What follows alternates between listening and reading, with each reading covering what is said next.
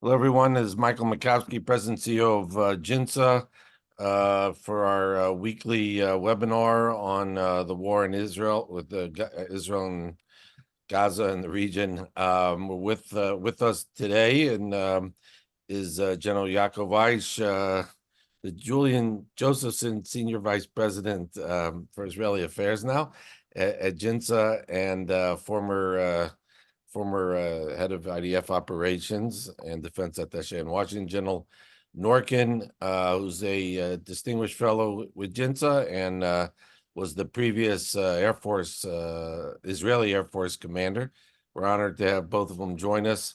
I think we'll talk about 3 or 4 things today. One is the ceasefire. 2 is what's going on in the south, the north.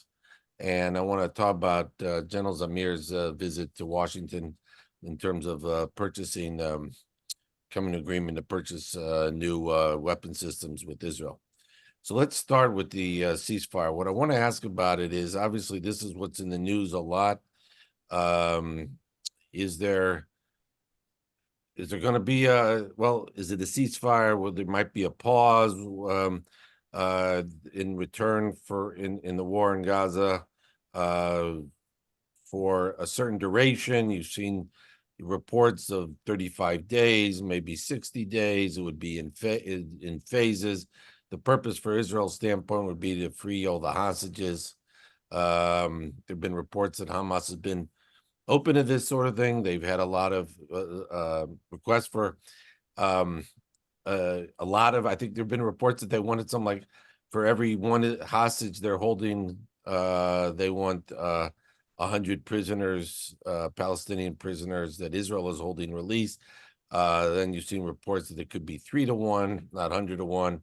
There have been obviously a lot of, would it be the end of the war? Hamas is demanding basically an end of the war and the IDF leaving Gaza. Israel Prime Minister Netanyahu has rejected that and said that, and I've heard this from other officials, what you're seeing in the press isn't really all that Israel is put on the table or is really being seriously discussed. Netanyahu said the other day, no, there won't be thousands of prisoners released. It won't be 100 to 1. Israel is determined. It won't be a permanent ceasefire. We're not going to leave. Israel is not going to leave Gaza as part of this. So we still don't know where things stand on this, whether there might be this sort of pause or hostage. What I like to ask the 2 generals here is really on the operational implications of this. Obviously, Israel wants to free all the hostages. That's been one of the clear goals from the beginning of this war. They also want to destroy Hamas. Those always seem to be not always reconcilable, or perhaps they are objectives. However, let's just say for the sake of argument, there is a pause. The Hamas agrees to a pause. Israel agrees to a pause. There's no agreement for a permanent ceasefire. Let's just say for the sake of argument, it's a 35-day pause or it's a 60-day pause. Operationally, what would be the implications for the IDF of such a pause? And let me just add one thing. I'm assuming that Israel will restart a war, will restart its military action after such a pause, because I think the concern is one of the concerns of such an arrangement would be there's going to be a tremendous amount of pressure for Israel not to restart its military actions, even if there was an agreement that they could do so after whatever the agreement is, 30 days, 60 days, and so on. There's going to be a lot of pressure coming, including from the United States, I think, not to restart it. Setting that aside, assuming Israel will say, well, we know there's pressure, we're going to continue anyway, as there was an agreement for, what are the implications? I'll start with General Norkin. Obviously, I guess the military, when it's pushing its offensive, wants to keep going when the enemy is on its back. Would there be certain operational advantages for Israel for a pause, or would they just have to make adjustments to compensate for such a pause? Well, good evening and thank you for the opportunity. Thank you, Mike. I think that the best advice in those days is not to read or listen to the media, because all those details about how long it's going to be, how many Palestinians per hostages are, most of them are fake news. So we should wait. But as we talk the last few webinars, we all understand that this war is not a single phase war. It will take time, at least a year, at least, until we are going to achieve our total goals. And by this time, we got few phases. And between them, the military is going to change the plans. And I hope that from time to time, we can get to a point that we can bring home some of the hostages. Let's say that we can bring another 40, another 50. It will be a very nice achievement. I don't believe that we are going to bring them home in this session, all of them, but we should keep pushing the Hamas by military activities. And once you push the Hamas, you can get to the point that Hamas is willing to do a pause and to let some of the hostages go back home. Not all of them. So it's not, the answer is yes, I think that it will happen, but now we are talking about the principles. There are a lot of details to speak about. We are not yet there. It will take time, but later on, after this a period of ceasefire, we are going to keep and to restart the war.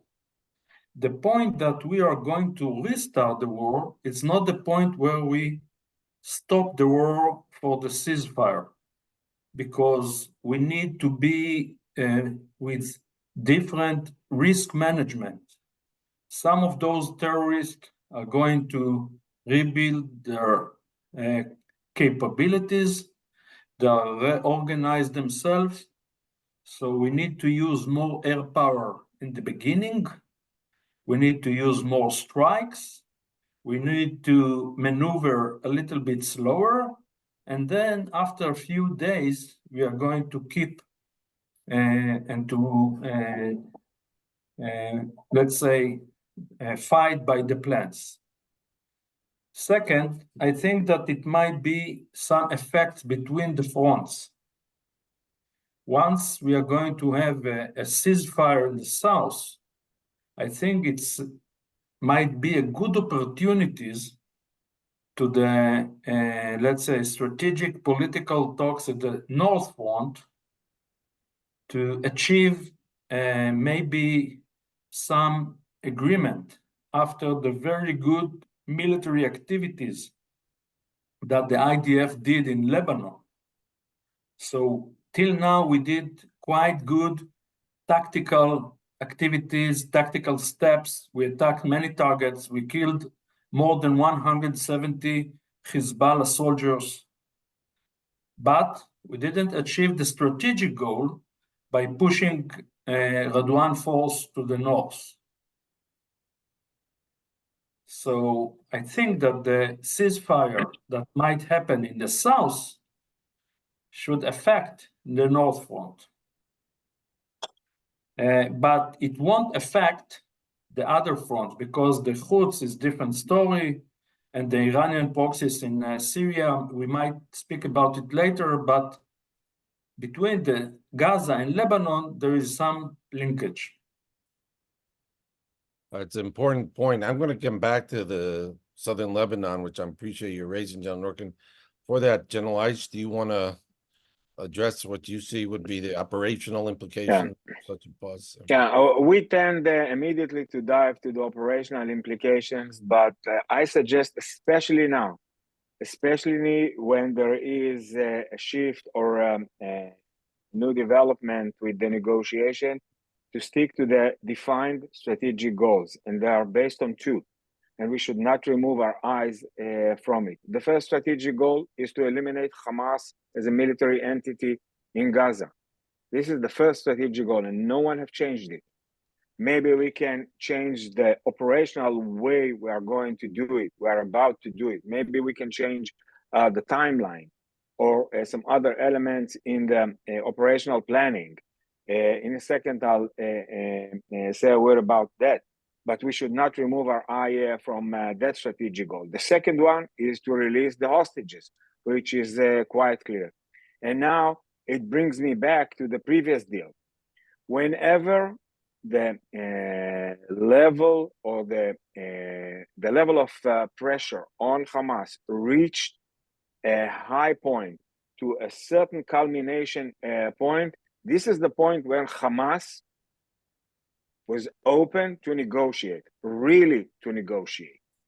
And we are reaching the second point now, and it has a very strong connection to what is going on right now in the area of Khan Yunis and what have happened during the last 100 days when the ground offensive have started. It's kind of a culmination point.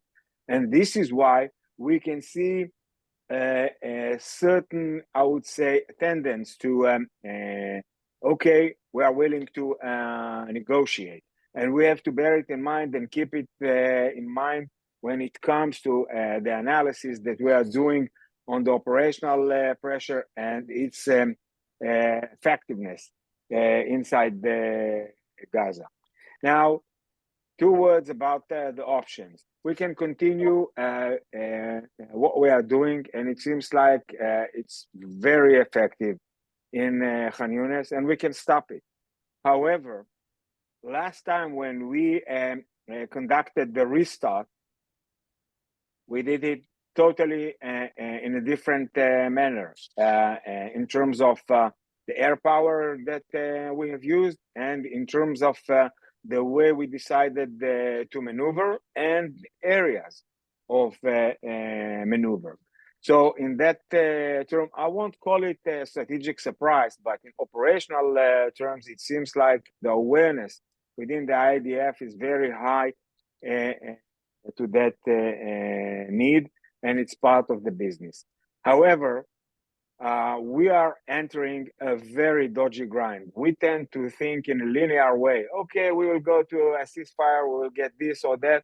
But at the end of the day, when you are thinking, and I'm always here to remind us, when you are thinking about the Israelis that were uprooted from that area, and the fact that we are trying to do our best in order to bring them back to the villages and to the city of Sderot, and you are thinking about what type of pressure Hamas or some other organization can mount on them while they are allegedly in a ceasefire, it could be a game changer again. So the complexity here, this is before I'm bringing in the Northern Arena and other sectors into the discussion.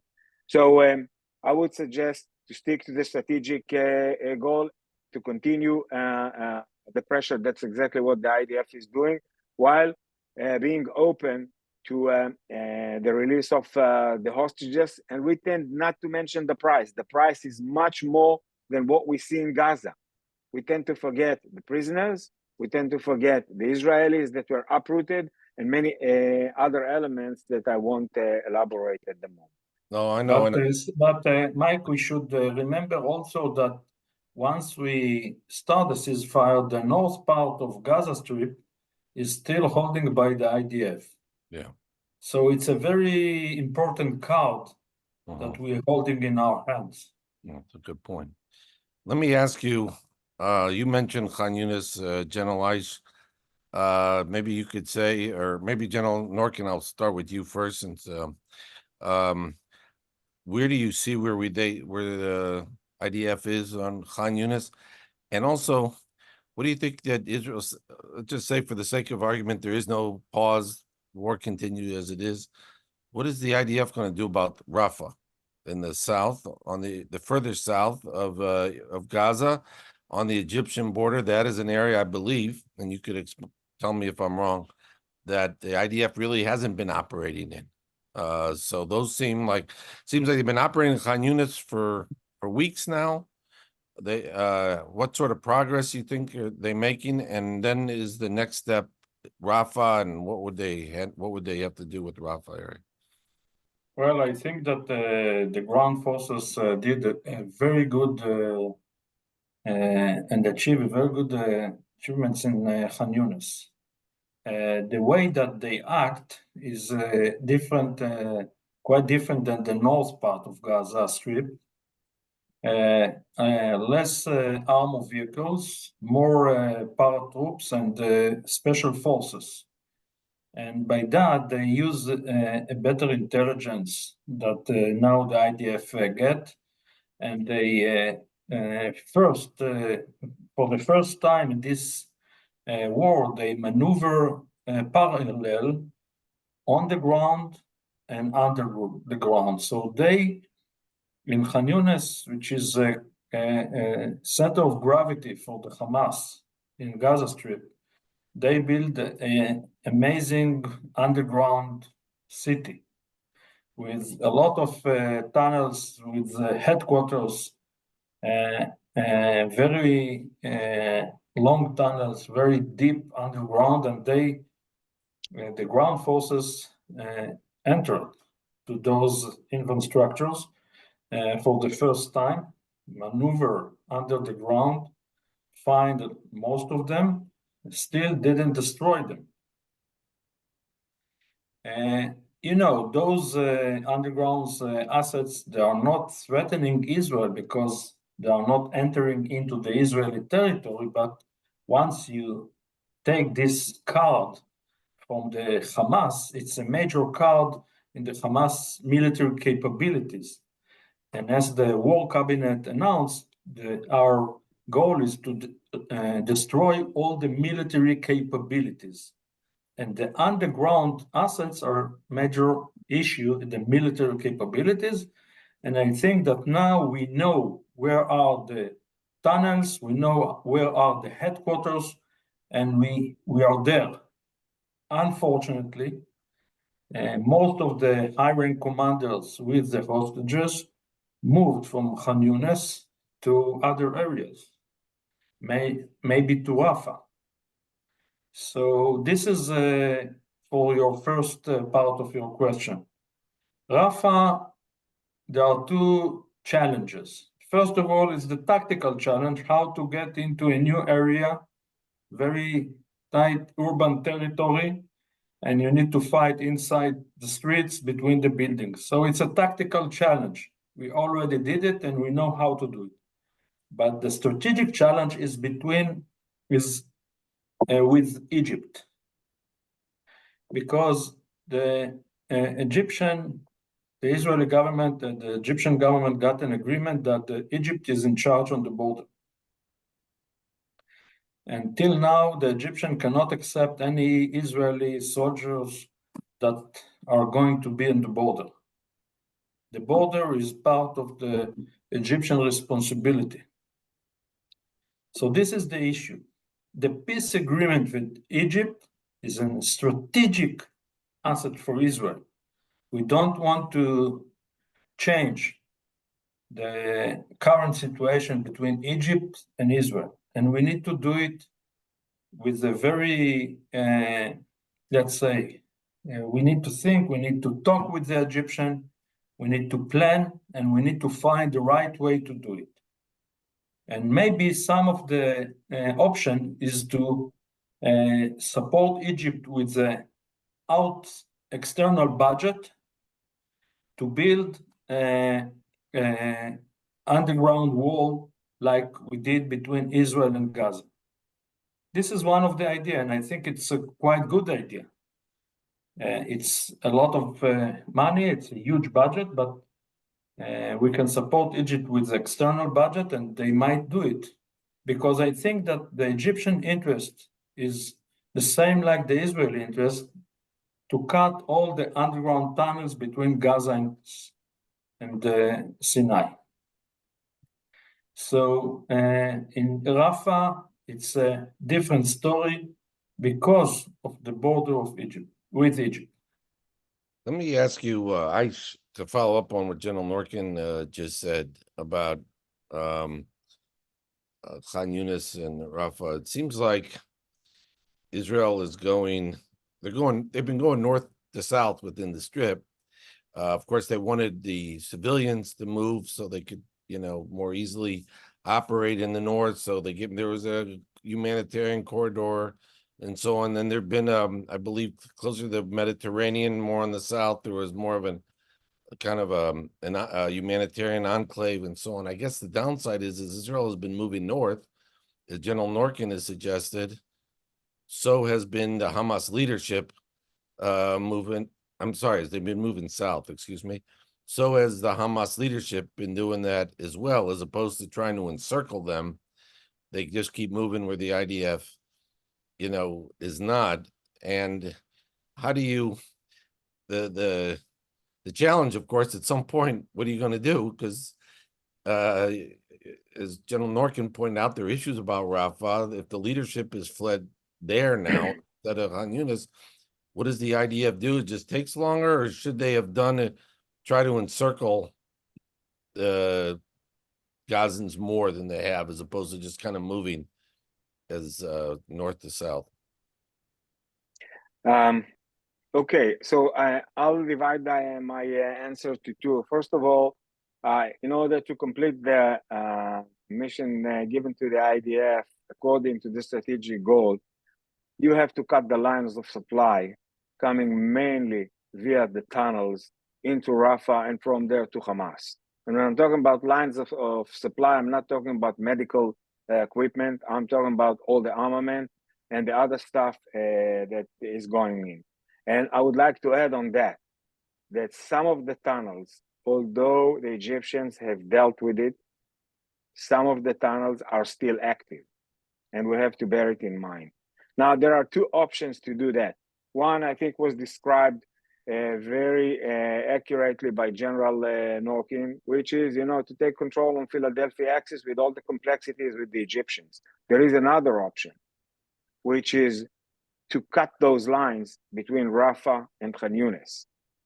Now, to a certain extent, I disagree with General Norkin. I don't think it's a lot of money to build the barrier. We are not talking here about a barrier like Israel have built along the fence under a subterranean barrier. At the end of the day, you are talking here about 12 to 14 kilometers from the sea to the area of Kerem Shalom. So it's around, I would say, $100 and $150 million, not more than that, compared to what we have built for the whole Gaza Strip from south to north. But this is a technical issue, a barrier, and we have learned it for those who didn't learn it. In October 7th, without someone controlling it, observing it, eliminating those who are penetrating is useless. And we are going back in that sense to the complicated relations with Egypt. At the end of the day, they are the sovereign nation at the other side of the border. Practically, they have to control it, and we can see the results. So it's far more than just building a barrier or doing something like that. Now I'm going into the question of Rafah. In order to understand the Rafah case, people have to understand that we are talking here not about just a major area or a major city, if I can call it a city. It's also the refugee camps from north and south, Brazil and Shabura. These are camps built, from tin and mud. So it's highly, highly sensitive. And when you are thinking about the humanitarian challenge here and all the operational challenges, it is a unique one. It is doable. We did it, by the way, before the disengagement in the years of 2002 till 2005. We fought there many times to include many operations. I'm sure Norkin remember that clearly. But there are few options, as I said. One could be based on Philadelphia. The other one could be based between Khan Yunis and Rafah. At the end of the day, we cannot achieve the mission without cutting those lines of supply. And the last point is the political pressure or the international community pressure once this phase will start. So I would say that it has its own implication about what course of action is going to be taken by the IDF and approved by the Israeli government. So to that extent, it's complicated. These are part of the options, and as far as I know, they are on the table. Could you explain, General Eish? I mean, General Norkin kind of, I think, alluded to it, but could you explain why the Rafah issue has not been, I mean, we're 3 months in, right? So why this hasn't been addressed yet? Because you would think the IDF would have liked to have had some presence there more already to help prevent, if they could. Of course, a lot goes on under the ground that they can't control yet, but you'd like to prevent weapons coming in and leaders fleeing, at least. Yeah. So why hasn't the Rafah issue been? Yeah, First of I all, think. Oh, go first ahead, of General all, Norkin. Go ahead, Norkin. the Air Force is already acting Rafah. Okay, Uh-huh. good. Okay, so we attack tens of targets. There are some of them underground targets, but I think that we might have less intelligence. Where are the tunnels between Rafah and Egypt? So it's a major issue.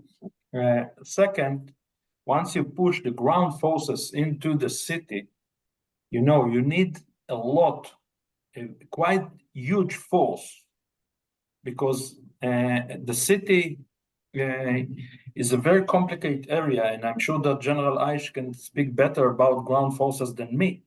But to do a parallel maneuver at the north part, at the central part, and the south part in Rafah, altogether, you need a quite huge force. And as you know, we keep part of the IDF at the north front and another part in Judea and Samaria, because Judea and Samaria right now is a very sensitive area. And we don't want the Judea and Samaria front to become a main front. So we need to manage our forces. Where are they? And unfortunately, we cannot do it in the parlor. Okay, that's a very important point. Also, that the Air Force has already been operating there. General Eish, do you want to add anything to General?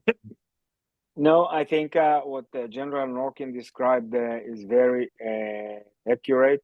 It's a matter of decision. It's a strategic decision with a lot of policy and political implications. We'll have to wait and see. Okay, so let's turn to the north of Israel. General Norkin already, well, let me start with you because you already brought it up. So let's talk about what sort of progress Israel has made in terms of pushing, let's say, these Hezbollah special forces, their Radwan forces, further from the border. The numbers you hear are like 10 kilometers or something. General Eish has brought this up many times about the issue that does not get enough attention, and I appreciate that he repeats it on every webinar. I mean that you have, because it doesn't get enough attention here in the American media, certainly maybe in other places in Israel, I'm sure, the amount of dispossessed Israelis from the north and the south, and that these people only will return to their homes when they feel it's safe for understandable reasons. So what has Israel been doing? The Air Force, other parts of the idea of the Israeli military, what are they doing? What sort of progress have they made? I know it's been talked about in previous webinars. There's over 160 Hezbollah forces fighters have been killed. There've been some high-level assassinations, infrastructure destroyed. But where is Israel as of today in pushing Hezbollah back in the south of Lebanon, right near the Israeli border? Yeah, thank you, Mike, for this question. And I also saw that some of our GINSA member asked also about the North Front. So, you know, before this war started, if you might mention that Hezbollah will launch so many anti-tanks missiles and rockets toward Israel, and vice versa, if Israel is going to attack such a targets, and the war will be just around the border, no one at the IDF headquarters might vote for this option. Because everybody think, okay, if Hezbollah is going to launch rockets, we are going to attack in Beirut. And if we are going to attack targets and kill 170 Hezbollah terrorist soldiers, he is going to launch rockets toward Tel Aviv. So both sides now got an interest to keep this conflict around the border. This is first. Second, for the civilians, for the citizens of Israel, today, after October 7, there are two main threats. The rockets, which we are used to deal with those rockets and missiles. And this is not the main threat now for the Israeli citizens. The main threat is the ground threat. Once terrorists cross the border, I'm sorry for the noise, the rain here is amazing, rain now in Israel. So the people afraid to move back to the villages around the border because of the ground threat, because of the terrorists, because of their anti-tank missiles, not because of the rockets. So the goal now is that no military force from the Lebanon side should be near the Israeli border. We cannot destroy 100 rockets and missiles in all over Lebanon, but we cannot accept those terrorists, which we call them Radwan force, to be near the border. This is the current goal. Till now, Israel, mainly the Air Force, attacked hundreds of targets in Lebanon. Very important one, with missile storage, launchers, air defense systems, headquarters, a lot of anti-tank launchers, and many other targets. So I think that in both sides, there is no interest to scale the war to full-scale war. And with all the political pressure over Lebanon now from the United States, from France, from United Kingdom, together with the military pressure, we can achieve our goal that there will be no terrorists, no ground forces, Hezbollah ground forces near the border. About the missiles and the rockets, well, we are going to deal with this challenge in the future. And maybe I might add that we act in a parallel in Syria. And those Iranian commanders that have been killed in Syria, it's a huge, let's say, step from the Israeli side and an effect over the Iranian Quds force. Today, the Israeli media report that the Iranian officers, high-rank officers, they are leaving Syria. And I think that once Iran decided to bring back home those Iranian commanders, the meaning is that the Iranian interest is not to engage with Israel and not to get into a regional conflict. So I think that we can see the military effect, the effect of our military activities, and we can achieve our goal to push those ground forces, Hezbollah ground forces, up to the Litani River. By the way, let me add, I think those reports are accurate, General Norkin, and you're suggesting this is a withdrawal, just not some rotation of Iranian commanders from Syria. As the United States seems to be deliberating or waiting about retaliating for the Iranian attacks, that Iranian-backed attacks that have led to recently these three soldiers, U.S. soldiers that were killed. It seems to me, General Norkin, what you're saying, it's a reminder for American policymakers about how sensitive the Iranians are to deaths of their own. The Iranians are very sensitive about their people. Right. And once, in the last 5-8 years, once we attack and some of those Iranian officers have been killed, it's affect let's say the Iranian regime and the Iranian head commanders, the procedure that how they take decisions. We change the procedure because of that. And I learned that President Biden declared that he already ordered to act. And now we are waiting what is going to happen. Yeah. And as we see in Yemen, once the American forces start to act in Yemen, I think that the strategic situation become much better. You think, General Norkin, those strikes that the U.S. conducted in Yemen had an impact? Yes, United States with more than 5 other nations, European nation, and I think that the European governments, they understood the impact of the Houthi activities, and those military actions, I think that they are very important. They project power. The Arab nation wait many years to see the American forces project power, and now they can see it in Yemen. Yeah.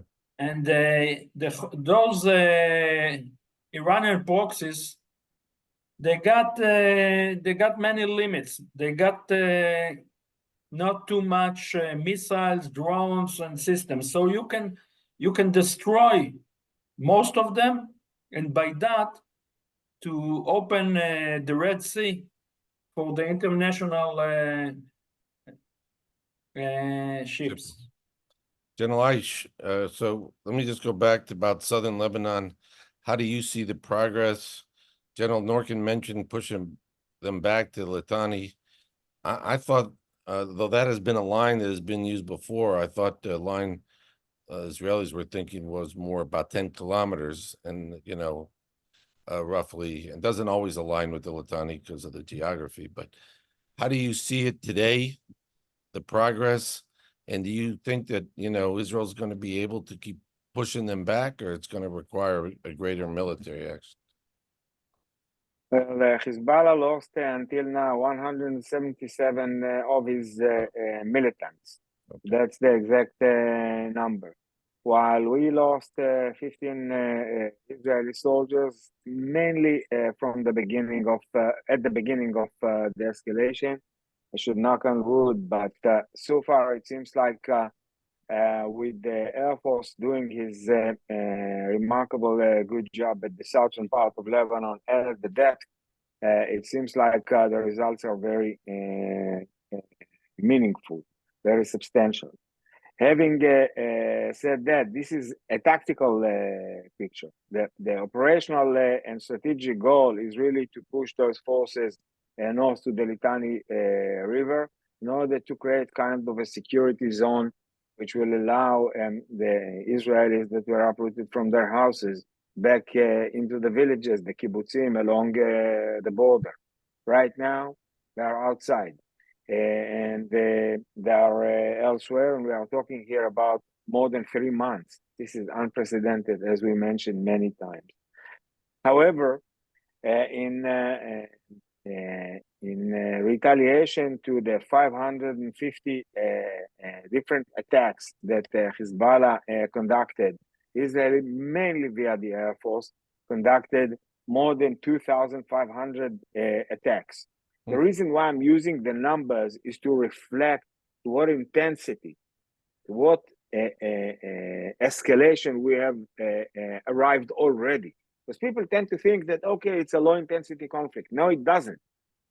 We are talking here about a massive escalation, not yet a full-scale war, not yet with the maneuver involved into it, but in terms of air power and many other capabilities, this is a pretty intense escalation. And the most important conclusion derived from it is that Hezbollah is very, very restrained. Although they are showing here and there solidarity, they are trying to avoid a full escalation. And the reason behind it is very clear. They were built, manned, trained, and funded by Iran for many years for a different purpose. And that's obviously their goal right now, to avoid losing more of their people and to pay the price. At the beginning, they were hiding the funerals. Right now, they don't even hide those. I would like to add to it another element that we should bear in mind. I call it deterrence. Definitely right now, we don't have it at the right level in the north. And when we think about the day after in terms of the north, and this is one of the projects that Blaze is about to lead as a JINSA project, we will have to consider that. It's not all about just pushing Radwan unit, but at the end of the day, there are some other conditions that have to be fulfilled if we want to create an effective deterrence that will allow a safety return of the Israeli residents of the north. Yeah, you are on mute, Mike. Thanks, Aish. I appreciate that. Some people might have preferred that. Let me go to our final subject. I want to just read some that I'll turn to Haaretz, just for the sake of argument. It was reported about a week ago, and I just want to see what this means. Well, if you could, both of you could explain this. I'll just read the first two paragraphs. This is the Haaretz in English. As the war rages on, the U.S. is finalizing 3 major military aircraft sales to Israel in a series of meetings with a delegation headed by Israeli Defense Ministry Director General Major General retired Eyal Zamir. Progress was made toward the procurement of 3 new squadrons, a 3rd squadron F-35s with 25 planes, a new squadron of F-15s with 25 planes, an additional squadron of Apache helicopters, ostensibly involving 12 aircraft. Purchases will be made using U.S. military aid provided Israel. So we happen to have the previous Air Force commander with us today. So General Norkin, let me ask you something.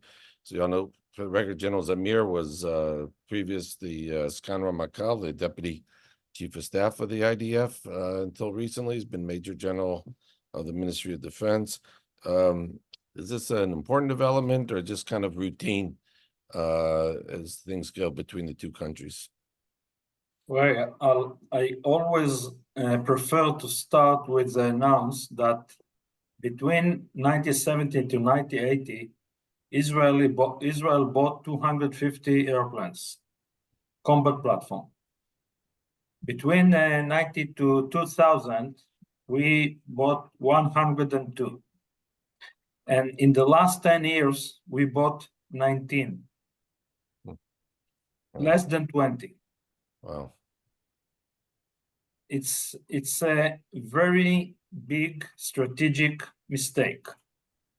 Okay, but as you know, I'm an Air Force commander, so I'm speaking about the Air Force fleet. But we all understand what is going to be around the Middle East in the next 10, 20 years. Strong Israeli capabilities means stable Middle East. We need to project power. We need to deter our enemies. So those squadrons, the F-35 squadron and the F-15 squadrons, are already in the plan for 10 years. There is no new news. But now we need them earlier. We need them earlier. The Apache squadron, this is a new news because although we recommend to the Joint Staff to bring more new helicopters, the Joint Staff decided to reduce the helicopters squadrons in Israel. And instead of those helicopters, to buy more UAVs. But now we understand that the UAVs got some limits. And we still need to keep our helicopters because there are no other platforms like helicopters to defend the border against terrorists.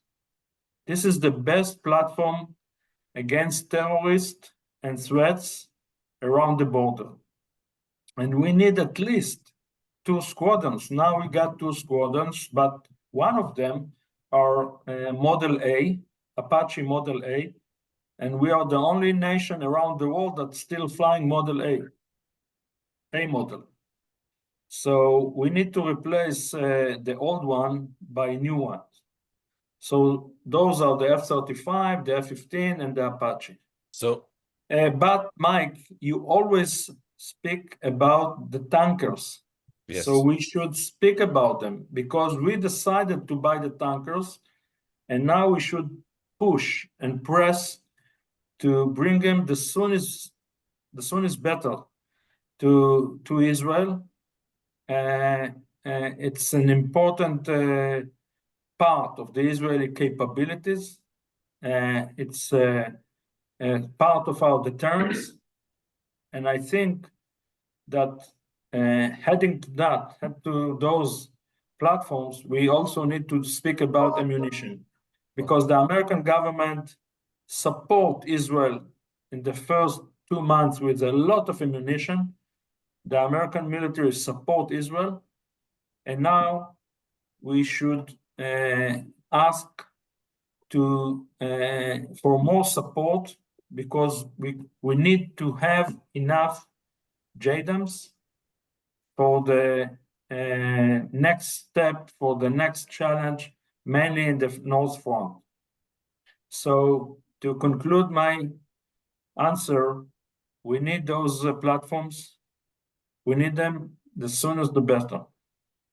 Let me just follow up, and just to clarify, the tankers you're referring to, of course, General, is the aerial refueling tankers, the KC-46As. Yes. You're right, Jens has been talking about for a long time, and I know it's been a big concern of yours when you were Air Force commander. Just asking you about the Apaches. So your point is that this seems to be one of the lessons from October 7th, that they need more helicopters for border security. Yes. And how long do you think it would take? Is your understanding? Well, I think that it will take too long to, let's say, produce the helicopters for Israel. So what we should ask is to get, let's say, 10 helicopters from the American military, and in 3 years we are going to bring them back to the United States. So we need to get a loan of, let's say, around 10 helicopters to support the military for 3 years to close this gap. It's a very interesting point. Has that happened between the two countries before as the U.S. military? Yeah. Well, it's not happened like a loan, but in the 90s, I think it was President Clinton or maybe it's a mistake, but the American government decided to support Israel with Yeah. American Air Force F-16. They took out F-16 from the American Air Force and they bring them to Israel to support the Israeli military. Okay. So we are not, I think that we shouldn't ask, please give me those American assets, but we should ask, please support us for the next 3 years, and then we are going to bring them back. Okay. That's very interesting, General Norkin. I think that GINSA might act in this area. That's a very good suggestion. A light bulb went off in my head. You might not have seen that, but that's proverbially. General Ice, you were defense attaché. We have only a few minutes left, and do you have anything to add? Obviously, this General Norkin's wheelhouse, as we say in America. I pretty much gave him in baseball terms a big fat pitch down the middle of the plate for him to. Do you have anything you have to add to General Norkin's comments? Yeah, I would like to take another perspective on it. Definitely, as an urgent move, the helicopters, the 2 squadrons, which one of them going to be another game changer in terms of capacity that can carry. We are talking here about the F-15, together with the refueling capability. This is definitely will be an upgrade. Having said that, I'd like to say that, once in 50 years, we will have to do kind of a reform in our fleet. By the way, not only in the Air Force. The Air Force is a massive amount of money and huge number of platforms. However, we have to do it in terms of renewal and in terms of capabilities and to do the adjustments. And I think we should aim here not only to the first batch or the first deal. We should link it to some other efforts that we have mentioned already, and it should be a 25 years effort. And that's how we should look at it. And at the end of the day, it should be balanced with PGMs, refueling capabilities, air capabilities, and the helicopters are vital first and foremost for the ground forces. Because at the end of the day, he's fighting with you and seeing the enemy at the same direction that you see. He is kind of a shoulder to shoulder with you. That's why they are so agile. That's why they are so effective. The language that they are speaking is basically the language of the army, of the ground forces, and that's why they are so vital. If you would go back to the attack helicopters history in the IDF, you would find that almost on every new operational problem since the 80s, the first response to solve it was attack helicopters, because they are very agile. And that's why it's so vital for the IDF, not only for the Air Force here. And there are some other capabilities that we won't elaborate, maybe in the next session.